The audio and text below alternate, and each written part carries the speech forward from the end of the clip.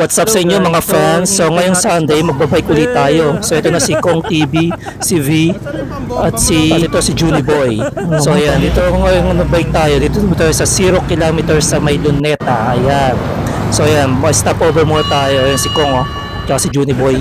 So medyo magkaligawan. So naligaw si V nawala, tsaka si Juni Boy. Sa TikTok muna tayo. So ayan, nakarating na tayo sa Ayala. Every Sunday nga pala to, no car Sunday dito sa Ayala. So pwede kayo magbike, tumakbo from 6 o'clock to 10 a.m. Ayan, may patubig din sila. Dito yan sa may Ayala Triangle. May fit bar din dito. Ayan, ganda rito kasi nako-cover ng mga building yung mga shade. So wala masyadong araw, pero pag may sunlight maganda rin naman sa katawan. So ayan si V, meron pa bike pa. Ayan ako yung nasa katabi niya. So habang nagpapahinga, TikTok muna tayo habang picture ayan, gawa-gawa muna tayo ng TikTok. Ayan, boom boom. Ayan, meron sila ritong Zumba.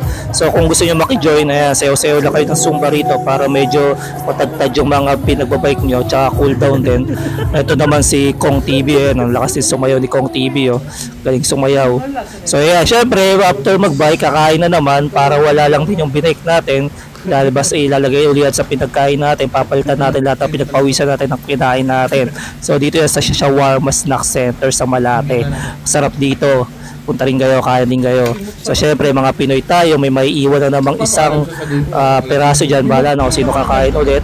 So after naman kumain, kakape naman tayo. So lahat ng mga pinagpawisan natin, tinatad natin, ibabike din natin sa tiyan natin lahat yan. So diba, yung gano'n naman talaga eh. So yeah, meron pala kaming bloopers kanina habang nagtitiktok. Ayun lang, bye guys.